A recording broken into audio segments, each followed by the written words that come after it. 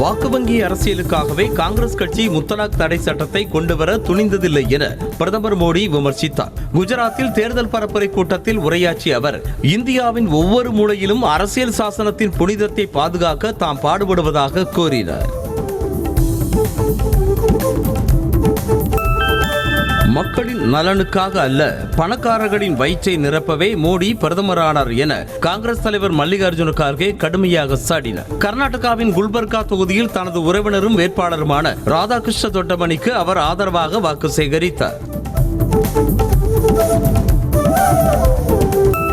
பிரஜ்வால் ரேவண்ணா பாலியல் வீடியோ விவகாரத்தில் பிரதமர் மோடி அமைதி காப்பது வெட்கக்கேடானது என காங்கிரஸ் மூத்த தலைவர் ராகுல் காந்தி விமர்சித்துள்ளார். பிரஜ்வால் ரேவண்ணா எப்படி இவ்வளவு எளிதாக நாட்டை விட்டு தப்பினார் என்றும் ராகுல் கேள்வி எழுப்பினார். கர்நாடக மாநிலம் ஹூபள்ளியில் காதலை ஏற்க மறுத்ததால் படுகொலை செய்யப்பட்ட கல்லூரி மாணவி நேகாவின் பெற்றோரை மத்திய உள்துறை அமைச்சர் அமித்ஷா சந்தித்து ஆறுதல் தெரிவித்தார். நேகாவின் கொலைக்கு உரிய நீதி பெற்றுத்தரப்படும் என அவர்களிடம் உறுதியளித்ததாக கூறப்படுகிறது.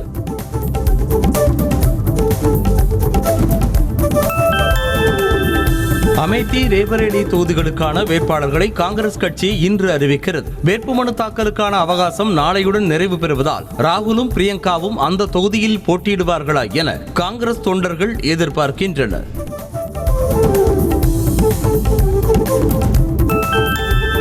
தேர்தலுக்காக இந்தியாவில் நேரத்தை வீணடிப்பதை தவிர்த்து இத்தாலிக்கே செல்லலாம் என ராகுல் காந்திக்கு உத்தரப்பிரதேச முதலமைச்சர் யோகி ஆதித்யநாத் அறிவுரை கூறினார். மகாராஷ்டிராவில் பிரச்சார கூட்டத்தில் பேசிய அவர், நாடு கடினமான சூழலை எதிர்கொண்ட போதெல்லாம் இத்தாலிக்கு ஓடியவர் ராகுல் என சாடினார். கடந்த தேர்தல்களில் பிரதமர் மோடிக்கு ஆதரவாக வாக்கு சேகரித்ததற்கு மன்னிப்பு கேட்டுக் கொள்வதாக உத்தவ் தாக்கரே தெரிவித்திருக்கிறார். மகாராஷ்டிராவின் கோலாப்பூரில் தேர்தல் பிரச்சாரத்தில் பேசிய அவர், மோடி அரசு மகாராஷ்டிராவிற்கு பெரும் துரோகம் இழைத்து விட்டதாக சாடினார்.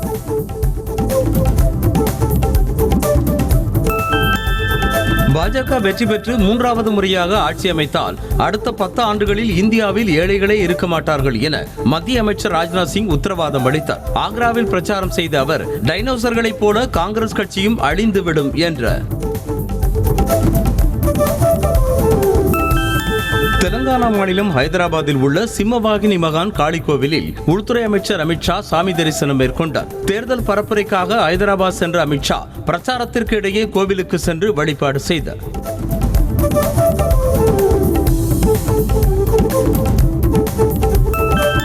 ஒடிசா மாநிலம் ஜெய்ப்பூர் சட்டமன்ற தொகுதியில் பிஜு ஜனதா தள வேட்பாளரை ஆதரித்து அக்கட்சியின் மூத்த தலைவர் வி.கே. பாண்டியன் சாலை பேரணி நடத்தி மக்களிடையே வாக்குகளை சேகரித்தார். வி.கே. பாண்டியனுக்கு திரளான பிஜு ஜனதா தள தொண்டர்கள் உற்சாக வரவேற்பளித்தனர். தெலங்கானா முன்னாள் முதலமைச்சர் சந்திரசேகர் ராவ் 2 நாட்களுக்கு பிரச்சாரம் செய்ய தேர்தல் ஆணையம் தடை விதித்திருக்கிறது. காங்கிரஸ் கட்சி குறித்து இழிவான முறையில் தரம் தாழ்ந்து பேசியதாக காங்கிரஸ் அளித்த புகாரின் பேரில் தேர்தல் ஆணையம் சந்திரசேகர் ராவ் மீது நடவடிக்கை எடுத்துள்ளது. தெலங்கானா மாநிலத்தில் கடும் வெப்ப அலை வீசுவதால் வாக்குப்பதிவு நேரத்தை மாலை 6 மணி வரை நீட்டித்து இந்திய தேர்தல் ஆணையம் அறிவித்துள்ளது. மே 13ஆம் தேதி 4ஆம் கட்ட தேர்தலின் போது மாநிலத்தில் உள்ள 17 மக்களவை தொகுதிகளுக்கும் வாக்குப்பதிவு நடைபெற உள்ளது. டெல்லியில் 100க்கும் மேற்பட்ட பள்ளிகளுக்கு வெடிகுண்டு மிரட்டல் விடுக்கப்பட்ட சம்பவத்தின் பின்னணியில் ஏதேனும் ஒரு பயங்கரவாத அமைப்பு இருக்கலாம் என போலீசார் சந்தேகிக்கின்றனர். அத்தோடு சீனா மற்றும் IS அமைப்பின் கூட்டு சதியாக கூட இருக்கலாம் என்ற கோணத்திலும் விசாரணை தொடர்கிறது.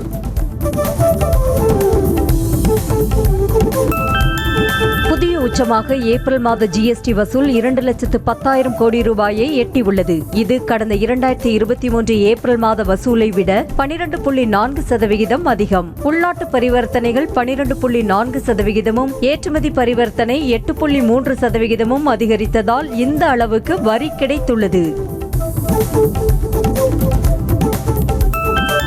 இந்தியாவுடன் இணைந்து கூட்டு பாதுகாப்பு ஒத்திகையை மேற்கொண்டதாக இஸ்ரேல் தூதரகம் தெரிவித்துள்ளது. எதிர்காலத்தில் ஏற்படக்கூடிய பாதுகாப்பு அச்சுறுத்தல்களை எதிர்கொள்ளும் நோக்குடன் நடைபெற்ற இந்த ஒத்திகையில் டெல்லி காவல்துறை, தேசிய பாதுகாப்பு படை உள்ளிட்டவை பங்கேற்றன. தமிழ்நாட்டின் மின்சார பயன்பாடு முன் எப்போதும் இல்லாத அளவாக 30ஆம் தேதி 20,701 மெகாவாட்டை எட்டி புதிய உச்சத்தை தொட்டுள்ளது. மின் நுகர்வு 454.32 மில்லியன் யூனிட்டுகளாக உயர்ந்ததாகவும் தமிழ்நாடு மின் வாரியம் தெரிவித்துள்ளது.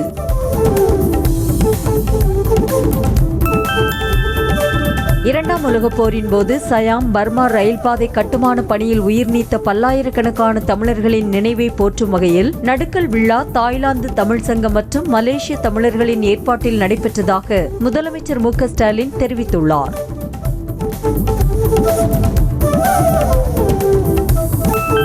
தமிழ்நாட்டில் புதன்கிழமை அன்று 20 இடங்களில் வெயில் 100 டிகிரியை தாண்டி சுட்டெரித்த நிலையில் கரூர் பரமத்தியில் அதிகபட்சமாக 111.2 டிகிரி ஃபாரன்ஹீட்டாக வெப்பம் பதிவானது. அதற்கு அடுத்தபடியாக வேலூர், ஈரோடு, திருச்சி, திருத்தணி, தருமபுரி, சேலம், மதுரை, சென்னையில் 105 டிகிரிக்கு மேல் வெப்பம் பதிவானது.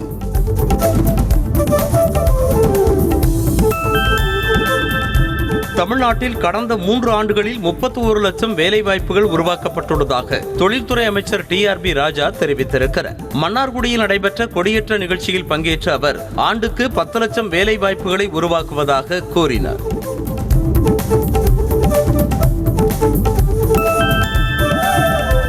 நீர் மேலாண்மை திட்டத்தில் திமுக அரசு தோல்வியடைந்து விட்டதாக முன்னாள் அமைச்சர் RB உதயகுமார் குற்றம் சாட்டினார். மே தினத்தை முன்னிட்டு மதுரையில் நடைபெற்ற விருது வழங்கும் விழாவில் பங்கேற்ற அவர் காவிரி விவகாரத்தில் பூனை போல பதுங்காமல் புலி போல பாய்ந்து நடவடிக்கை எடுக்க வேண்டும் என்றார். கல்குவாரி வெடிவிபத்தில் உயிரிழந்தவர்கள் குறித்து விவரங்களை பகிரவில்லை என கூறி சடலத்தை ஏற்றி சென்ற வாகனங்களை மறித்து உறவினர்கள் மறியல் போராட்டத்தில் ஈடுபட்டனர். மதுரை மாவட்டம் காரியாபட்டி அருகே கல்குவாரியில் ஏற்பட்ட வெடிவிபத்தில் அங்கு வேலை பார்த்து வந்த 3 பேர் உயிரிழந்தனர். தமிழ்நாடு அரசின் 10ஆம் வகுப்பு தமிழ் பாடப்புத்தகத்தில் முன்னாள் முதலமைச்சர் கலைஞர் பற்றிய பாடத்திட்டம் சேர்க்கப்பட்டுள்ளது. வரும் கல்வியாண்டு முதல் மாணவர்களுக்கு புதிய பாடப்புத்தகங்கள் விநியோகம் செய்யப்பட உள்ளதாகவும் கல்வித்துறை தெரிவித்திருக்கிறது.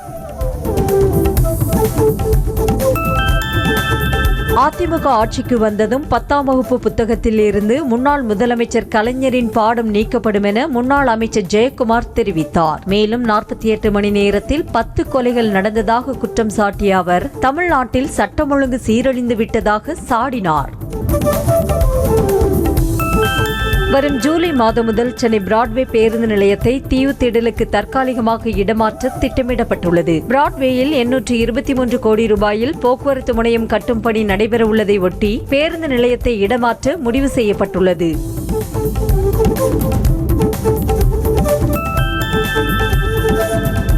போதைப்பொருள் கடத்தல் வழக்கில் ஜாஃபர் சாதிக் உள்ளிட்ட 5 பேரின் நீதிமன்ற காவலை மே 6ஆம் தேதி வரை நீட்டித்து டெல்லி பாட்டியாலா ஹவுஸ் நீதிமன்றம் உத்தரவு பிறப்பித்துள்ளது. 2000 கோடி ரூபாய் மதிப்புடைய போதைப்பொருள் கடத்தல் வழக்கில் கடந்த மார்ச் 9ஆம் தேதி ஜாஃபர் சாதிக் கைது செய்யப்பட்டார்.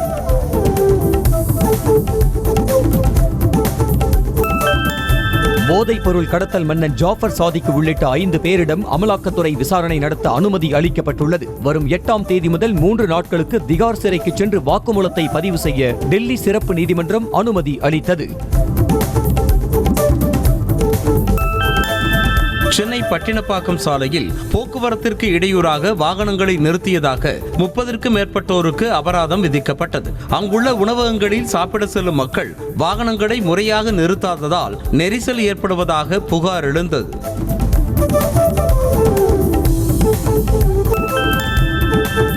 சென்னையில் 13 வயது மகளுக்கு பாலியல் தொந்தரவு கொடுத்த வழக்கில் தந்தைக்கு சாகும் வரை சிறை தண்டனை விதித்து சென்னை மாவட்ட போக்சோ சிறப்பு நீதிமன்றம் தீர்ப்பளித்தது. தங்கைக்கு தந்தை பாலியல் தொந்தரவு அளிப்பதாக அவரது அண்ணன் கடந்த ஆண்டு புகார் அளித்தார்.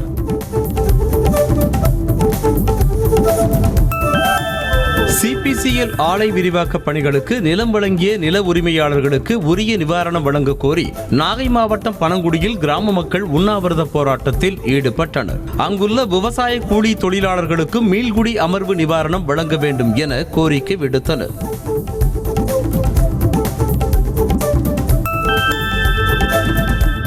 சேலம் மாவட்டம் வீரகனூர் அருகே சாக்குப்பையில் வைத்து சட்டவிரோதமாக கள்ளச்சாராய பாக்கெட்டுகளை விற்பனை செய்த 2வரை போலீசார் கைது செய்தனர். இது தொடர்பான வீடியோ வெளியான நிலையில் ராமநாதபுரத்தைச் சேர்ந்த 2வரை கைது செய்து அவர்களிடமிருந்து 60 லிட்டர் சாராயத்தை பறிமுதல் செய்தனர்.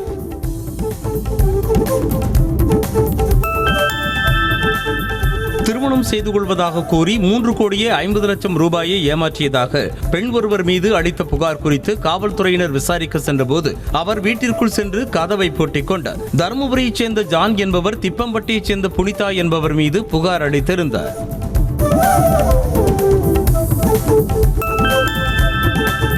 கோவை அருகே டாடா நெக்ஸான் கார் சாலையில் திடீரென தீப்பிடித்து எரிந்ததால் பரபரப்பு ஏற்பட்டது. கீரணத்தம் பகுதியைச் சேர்ந்த கார்த்திகேயன் குடும்பத்தோடு பொள்ளாச்சிக்கு சென்றுவிட்டு திரும்பிய போது ஈச்சனாரை அருகே காரின் முன்பகுதியில் இருந்து புகை வந்ததால் இறங்கி உயிர் தப்பினர். கோவை புனியமுத்தூரில் கல்லூரி வளாகத்திலேயே மாணவர் உயிரிழந்தது சக மாணவர்கள் மத்தியில் அதிர்ச்சியை ஏற்படுத்தியது. கிருஷ்ணா பொறியியல் கல்லூரி மாணவரான திருச்செங்கோட்டைச் சேர்ந்த தனுஷ் விளையாடிவிட்டு விடுதிக்கு திரும்பிய போது கழிவறையில் மயங்கி விழுந்ததாக கூறப்படுகிறது. வண்டலூர் பூங்காவில் வெயிலின் தாக்கத்தை தணிக்க அமைக்கப்பட்டிருந்த ஷவரில் யானை ஒன்று குதூகலமாக குளித்து மகிழ்ந்ததை பார்வையாளர்கள் கண்டு ரசித்தனர். உயிரியல் பூங்காவில் உள்ள புலிகள் மற்றும் பறவை உள்ளிட்ட விலங்குகளுக்கு அங்குள்ள ஊழியர்கள் பம்ப் மூலமாக தினமும் தண்ணீர் தெளித்து வருகின்றனர்.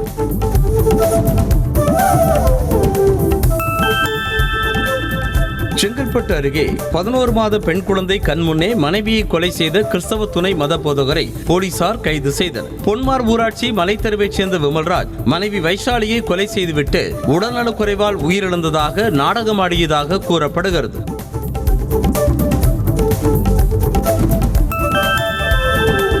தருமபுரி மாவட்டம் மணியக்காரன் கொட்டாய் கிராமத்தில் உள்ள ஏரியில் ஒற்றை காட்டு யானை குளியல் போட்டு மகிழ்ந்தது. கோடை வெயில் தாக்கம் அதிகரித்திருக்கும் நிலையில் வெப்பத்தை தணிக்க யானை குளித்துக் கொண்டிருந்தது. அதனை அப்பகுதி மக்கள் ஆச்சரியத்தோடு பார்த்து சென்றனர்.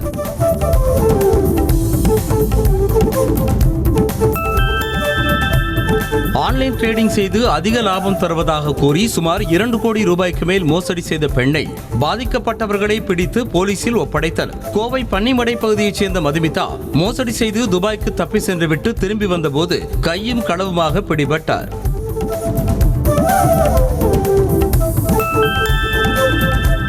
மே தினத்தன்று டாஸ்மாக் கடைகளுக்கு விடுமுறை அளிக்கப்பட்ட நிலையில் கேளம்பாக்கம் அருகே சட்டவிரோதமாக மது விற்பனை நடைபெற்றது. செங்கன்மாள் பகுதியில் உள்ள டாஸ்மாக் கடையில் உள்ள பாரில் மது பாட்டிலுக்கு 60 ரூபாய் கூடுதல் விலை வைத்து சட்டவிரோத மது விற்பனை நடைபெற்றதாக கூறப்படுகிறது.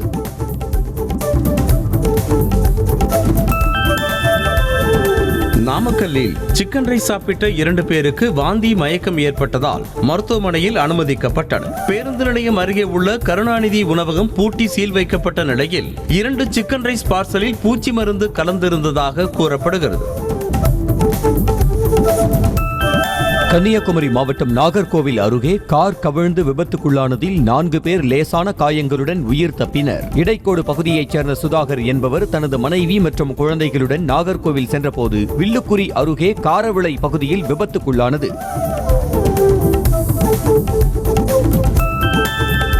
மாவட்டம் குளித்தலை தலைமை மருத்துவமனையில் மின்சாரம் துண்டிக்கப்பட்டதால் நோயாளிகள் சிரமத்திற்கு ஆளாகினர். மேலும் வெப்பம் காரணமாக பெண்கள் தங்கள் குழந்தைகளோடு மரத்திற்கடியில் உட்கார்ந்து விசிறி மூலமாக காற்று வீசும் நிலையும் ஏற்பட்டது. கிருஷ்ணகிரி மாவட்டத்தில் நிலவி வரும் வறட்சியின் காரணமாக மாமகசூல் 90% பாதிக்கப்பட்டிருப்பதாக விவசாயிகள் வேதனை தெரிவிக்கின்றனர். ஏக்கருக்கு 20,000 ரூபாய் இழப்பீடு வழங்க வேண்டும் என்றும் 1 கிலோ மாங்காயின் விலையை 50 ரூபாயாக நிர்ணயம் செய்யவும் கோரிக்கை விடுத்தனர். கிருஷ்ணகிரி மாவட்டம் ஊத்தங்கரை அருகே +1 மாணவியின் சடலம் விவசாய கிணற்றில் இருந்து மீட்கப்பட்டது. தக்காளி தோட்டத்திற்கு தண்ணீர் பாய்ச்ச சென்ற கல்குமாரம்பட்டியைச் சேர்ந்த வினோத் என்பவரின் மகள் சுப்ரியாவை காணவில்லை என தேடிய போது கிணற்றில் சடலமாக மீட்கப்பட்டார்.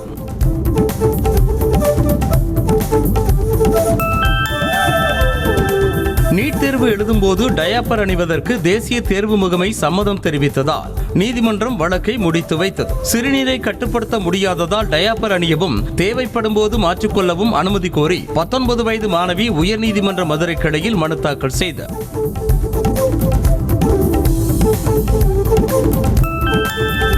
கடலூர் மாவட்டம் வடலூர் வள்ளலார் சத்திய ஞான சபை வளாகத்தில் சர்வதேச மையம் அமைக்க 100 கோடி ரூபாய் ஒதுக்கிய முதலமைச்சர் மு க ஸ்டாலினுக்கு நன்றி தெரிவிக்கப்பட்டது. வள்ளலார் அவதரித்த நாளை தனிப்பெரும் கருணை நாளாக அறிவித்ததற்கும் சன்மார்க்க சங்க கூட்டத்தில் நன்றி தெரிவிக்கப்பட்டது. மாவட்டம் கும்மிடிப்பூண்டி அருகே தண்ணீர் தட்டுப்பாட்டை கண்டித்து பொதுமக்கள் சாலை மறியல் போராட்டத்தில் ஈடுபட்டனர். தகவல் அறிந்து சம்பவ இடத்திற்கு வந்த ஊராட்சித் தலைவர் வீரனையும் முற்றுகையிட்டு வாக்குவாதத்தில் ஈடுபட்டதால் பரபரப்பு நிலவியது. நீலகிரி மாவட்டம் கூடலூர் அருகே சுமார் அரை மணி நேரத்திற்கு மேலாக பெய்த மழையால் மக்கள் மகிழ்ச்சி அடைந்தனர். கடுமையான வெயில் வாட்டி வதைத்து வந்த நிலையில் நேற்று மாலை 6 மணியளவில் கூடலூரில் இருந்து ஊட்டி செல்லும் நெடுஞ்சாலையில் நடுவட்டம் பெல்வியூ பகுதியில் திடீரென மழை பெய்தது.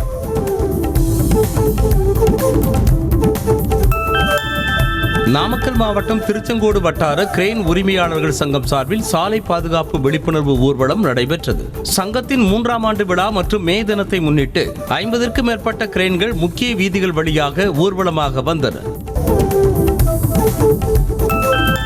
சேலம் மாவட்டம் ஓமலூர் பேரூராட்சி குப்பை கிடங்கில் திடீரென ஏற்பட்ட தீ விபத்தால் பல கிலோமீட்டருக்கு கரும்புகை சூழ்ந்தது. ஓமலூர் சேலம் நங்கவள்ளி தீயணைப்பு துறையினர் 5 மணி நேரம் போராடி தீயை அணைத்தாலும் 100 அடிக்கு மேல் எழுந்த கரும்புகையால் மக்கள் மூச்சு திணறலால் அவதிப்பட்டனர். சேலம் மாவட்டம் ஏற்காடு மலைப்பாதையில் கவிழ்ந்து விபத்துக்குள்ளான பேருந்தில் எந்தவித குறைபாடும் இல்லை என தெரிவிக்கப்பட்டுள்ளது. விபத்து நடந்த இடத்தையும் பேருந்தையும் ஆய்வு செய்த வட்டார போக்குவரத்து அலுவலர் தாமோதரன் ஓட்டுநரின் கவனக்குறைவே காரணம் என்றார். விடுமுறையொட்டி சேலம் மாவட்டம் ஏற்காட்டில் குவிந்த சுற்றுலா பயணிகள் படகு சவாரி செய்து மகிழ்ந்தனர். அண்ணா பூங்கா, ரோஜா தோட்டம், தாவரவியல் பூங்கா, குகை கோவில் உள்ளிட்ட சுற்றுலா தலங்களில் சுற்றுலா பயணிகளின் கூட்டம் அதிகரித்து காணப்பட்டது. சிவகங்கை மாவட்டம் திருப்புவனம் அருகே மரக்குளத்தில் உள்ள கண்மாயில் வெயிலின் தாக்கம் காரணமாக அங்குள்ள மீன்கள் செத்து மிதக்கின்றன. கிராம மக்கள் சார்பாக வளர்க்கப்பட்டு வந்த மீன்கள் இறந்து மிதப்பதால் துர்நாற்றம் வீசுவதாக வேதனை தெரிவிக்கின்றன.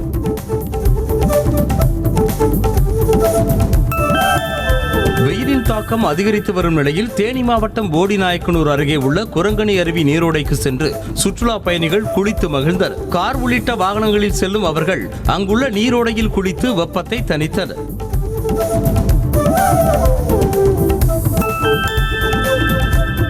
Facebook மூலமாக ஆசை வார்த்தை கூறி தொழிலதிபரை நெல்லைக்கு வரவழைத்து 10 லட்சம் ரூபாய் பணம் மற்றும் நகைகளை பறித்ததாக பெண் உள்ளிட்ட கும்பலை போலீசார் கைது செய்தனர். சேலத்தைச் சேர்ந்த தொழிலதிபர் நித்யானந்தம் என்பவரை பானுமதி என்பவர் கடத்தி வைத்திருப்பதாக அவரது நண்பர் புகார் அளித்தார்.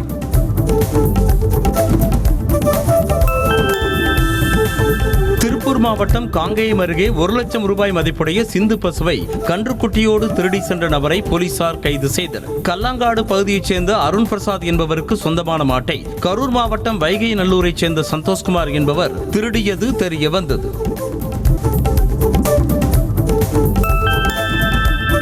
தூத்துக்குடியில் வீடு புகுந்து புல்லட்டை எரித்த 17 வயது சிறுவன் உட்பட 2 பேரை போலீசார் கைது செய்தனர். ஜார்ஜ் ரோடு இந்திரா நகரைச் சேர்ந்த மோஹித் கடனை திருப்பிக் கொடுக்காததால் அதே பகுதியைச் சேர்ந்த ஆகாஷ் என்பவர் சிறுவனோடு சேர்ந்து புல்லட்டை பெட்ரோல் ஊற்றி எரித்ததாக கூறப்படுகிறது.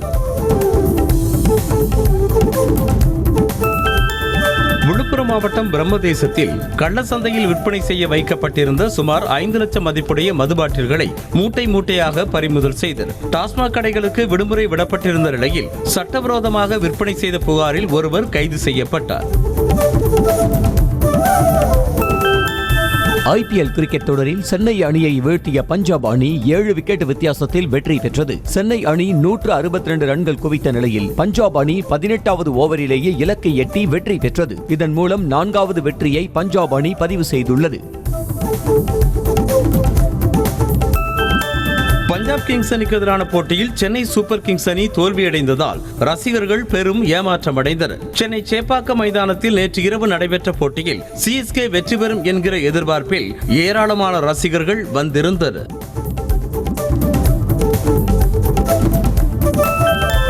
அடிவயிற்று பகுதியில் ஏற்பட்ட காயம் காரணமாக லக்னோ அணி வீரர் மயங்க் யாதவ் IPL தொடரில் இருந்து விலகி சிகிச்சை மேற்கொள்ள உள்ளதாக தகவல் வெளியாகியுள்ளது. வயிற்று பகுதியில் தசைநார் கிழிவு ஏற்பட்டிருக்கலாம் என கூறப்படும் நிலையில் சிகிச்சை மேற்கொள்ள உள்ளதாக கூறப்படுகிறது. T20 உலகக்கோப்பை இந்திய அணியில் இடம் கிடைக்காததால் ரிங்கு சிங் மனமுடைந்ததாக அவருடைய தந்தை கான் சந்திர சிங் தெரிவித்திருக்கிறார். நிறைய நம்பிக்கை இருந்ததாகவும் கடைசியில் ஏமாற்றமே மிஞ்சியதாக தெரிவித்த அவர் பட்டாசு மற்றும் இனிப்புகளோடு காத்திருந்ததாகவும் கூறியிருக்கிறார். சென்னை சூப்பர் கிங்ஸ் அணியின் கேப்டன் ருத்துராஜ் கெய்க்வாட் இதுவரை 10 போட்டிகளில் 9 முறை டாஸில் தோல்வியடைந்திருக்கிறார். தனது டாஸ் சாதனையை பார்த்து தங்கள் அணியின் பெரும்பாலான வீரர்கள் டாஸில் தோற்பேன் என தெரிந்து முதலில் பேட்டிங் செய்ய தயாராகிவிட்டதாக சிரித்தபடியே கூறினர். IPL தொடரில் இன்று நடைபெறும் 50வது லீக் ஆட்டத்தில் சன்ரைசர்ஸ் ஹைதராபாத் மற்றும் ராஜஸ்தான் ராயல்ஸ் அணிகள் பல பரீட்சை நடத்த உள்ளன. இரவு 7:30 மணிக்கு நடைபெறும் போட்டியில் வென்று ஹைதராபாத் அணி 4வது இடத்திற்கு முன்னேறுமா என்ற எதிர்பார்ப்பு அதிகரித்துள்ளது. சென்னை சேப்பாக்கம் மைதானத்தில் நடைபெற்ற சென்னை பஞ்சாப் அணிகளுக்கு இடையிலான IPL லீக் போட்டியை நடிகை நயன்தாரா நேரில் சென்று பார்த்திருக்கும் நிலையில் இது தொடர்பான புகைப்படம் வெளியாகியுள்ளது. இதனை ரசிகர்கள் சமூக வலைதளங்களில் பகிர்ந்து வருகின்றனர்.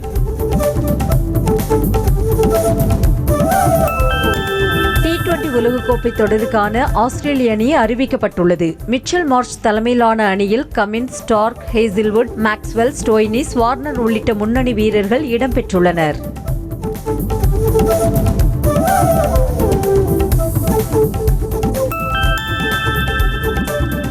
சென்னை காசி தியேட்டரில் விஜய் பட பேனரை கிழித்த அஜித் ரசிகரை கைது செய்த போலீசார் வழக்கு பதிவு செய்து ஜாமீனில் விடுவித்தனர். இந்த நிலையில் கைது செய்யப்பட்ட நபர் மன்னிப்பு கேட்கும் வீடியோ எக்ஸ் பக்கத்தில் வைரலாகி வருகிறது. நடிகர் அஜித் பிறந்த நாளை ஒட்டி தீனா திரைப்படம் ரிலீஸ் ஆனதை அவரது ரசிகர்கள் கேக் வெட்டி கொண்டாடினர். மதுரை திருநகரில் உள்ள தியேட்டரில் குவிந்த ரசிகர்கள் 500க்கும் மேற்பட்டோர் மேளதாளங்கள் முழங்க அஜித் படத்துக்கு பாலாபிஷேகம் செய்து கொண்டாடினர்.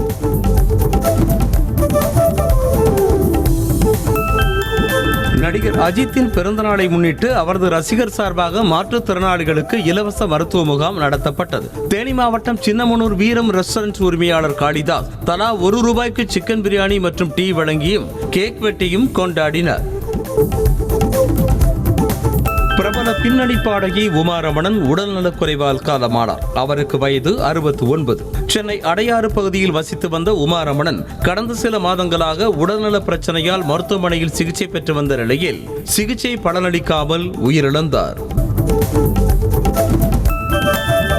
ஜெயிலர் திரைப்படத்தின் இயக்குனர் நெல்சன் புதிய பட தயாரிப்பு நிறுவனத்தை தொடங்கியுள்ளார். பிலமெண்ட் பிக்சர்ஸ் என்று பெயரிடப்பட்டிருக்கும் அந்த நிறுவனத்தின் முதல் படம் குறித்த அறிவிப்பு நாளை வெளியிடப்படும் என நெல்சன் தனது எக்ஸ் பக்கத்தில் தெரிவித்திருக்கிறார். துப்பறிவாளர் 2ஆம் பாகத்தை பேன் இண்டியா திரைப்படமாக நடிகர் விஷால் வடிவமைத்து வருவதாக தகவல் வெளியாகியுள்ளது. இப்படத்தை அவரே இயக்கி நடிக்க உள்ள நிலையில் தென்னிந்திய மொழிகளில் இருந்து பிரபல நடிகர்கள் நடிகைகள் இணைவதாக தகவல்கள் வெளியாகி வருகின்றன. வெற்றிமாறன் தயாரிப்பில் கவின் நடிக்கும் புதிய படத்தை அறிமுக இயக்குனர் விக்ரணன் அசோகன் இயக்க உள்ளதாக தகவல் வெளியாகியுள்ளது. இப்படத்தில் நடிகை ஆண்ட்ரியா முக்கிய கதாபாத்திரத்தில் நடிக்க உள்ளதாக கூறப்படும் நிலையில் அடுத்த மாதம் படப்பிடிப்பு தொடங்கும் என கூறப்படுகிறது. ஈரோடு மாவட்டம் அவல்பூந்துறை அருகே தென்னக காசி பைரவர் கோவில் பாலாபிஷேகத்தில் திரளான பக்தர்கள் பங்கேற்றனர். ராட்டை சுற்றிப்பாளையத்தில் உள்ள கோவிலில் தேய்பிறை அஷ்டமியொட்டி பைரவருக்கு பல்வேறு பூஜைகள் நடைபெற்ற நிலையில் பக்தர்கள் தங்களது கைகளாலேயே பாலாபிஷேகம் செய்தனர். திண்டுக்கல் மாவட்டம் வத்தரக்குண்டு பகுதியில் உள்ள முத்துமாரியம்மன் கோவிலில் வைகாசி மாத பெருந்திருவிழாவை முன்னிட்டு கம்பம் நடும் விழா விமர்சையாக நடைபெற்றது. இதனையொட்டி கம்பம் மஞ்சளாற்றில் இருந்து முக்கிய வீதிகள் வழியாக ஊர்வலமாக எடுத்து வரப்பட்டு கோவிலில் நடப்பட்டது. ராமநாதபுரம் மாவட்டம் சாயல்குடியில் உள்ள ஸ்ரீ பத்ரகாளியம்மன் கோவில் பங்குனி பொங்கல் உற்சவ கொடைவிழாவை முன்னிட்டு முளைப்பாரி ஊர்வலம் நடைபெற்றது. முன்னதாக கோவில் முன்பாக சிறுமிகள் முதல் பெண்கள் வரை அனைவரும் ஒன்று சேர்ந்து கும்மிப்பாட்டு கும்மியாட்டம் ஆடிய நிலையில் ஏராளமானோர் அதை கண்டு ரசித்தனர். தஞ்சை மாவட்டம் பட்டுக்கோட்டை அருகே வீரக்குறிச்சியில் உள்ள புனித அந்தோனியார் கோவிலில் நடைபெற்ற கொடியேற்ற விழாவில் திரளான பக்தர்கள் பங்கேற்றனர். விழாவில் சுமார் அரை மணி நேரத்திற்கு மேலாக நடைபெற்ற வான வேடிக்கையை மக்கள் கண்டு களித்தனர். புதுக்கோட்டை மாவட்டம் கந்தர்வக்கோட்டையில் உள்ள புனித சூசையப்பர் ஆலயத்தின் 46ஆம் ஆண்டு தேர் திருவிழா விமரிசையாக நடைபெற்றது. முன்னதாக நடைபெற்ற சிறப்பு கூட்டு திருப்பலியில் சாதி மத பாகுபாடின்றி ஏராளமானோர் பங்கேற்று வழிபாடு நடத்தினர். காரைக்காலை அடுத்த திருநள்ளாறில் உள்ள ஸ்ரீ சனீஸ்வர பகவான் ஆலயத்தில் தேய்பிரை அஷ்டமியை முன்னிட்டு பைரவருக்கு பால், தயிர், மஞ்சள் உள்ளிட்ட பொருட்களை கொண்டு சிறப்பு அபிஷேகம் நடைபெற்றது. அதனைத் தொடர்ந்து நடைபெற்ற தீபாராதனையில் பக்தர்கள் பங்கேற்று வழிபட்டனர். தேனி மாவட்டம் போடிநாயக்கனூரில் உள்ள மல்லையா சுவாமி சிவன் கோவிலில் சித்திரை மாத தேய்பிரை அஷ்டமியை முன்னிட்டு காலபைரவருக்கு சிறப்பு பூஜை நடைபெற்றது. 16 வகை திரவியங்களை கொண்டு காலபைரவருக்கு நடைபெற்ற சிறப்பு அபிஷேகத்தை கண்டு பக்தர்கள் வழிபட்டனர்.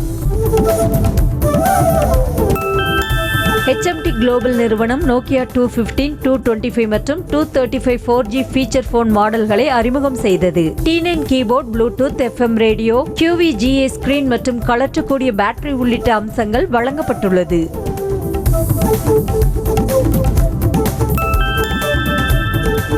BMW நிறுவனம் இந்தியாவில் தங்களுடைய i5 எலக்ட்ரிக் செடான் காரை அறிமுகப்படுத்தியுள்ளது. i5 M60 X-Drive என்ற பெயரில் அறிமுகமாகும் இந்த எலக்ட்ரிக் கார் முழுவதும் வெளிநாட்டிலேயே தயாரிக்கப்பட்டு இந்தியாவிற்கு இறக்குமதியாக உள்ளது.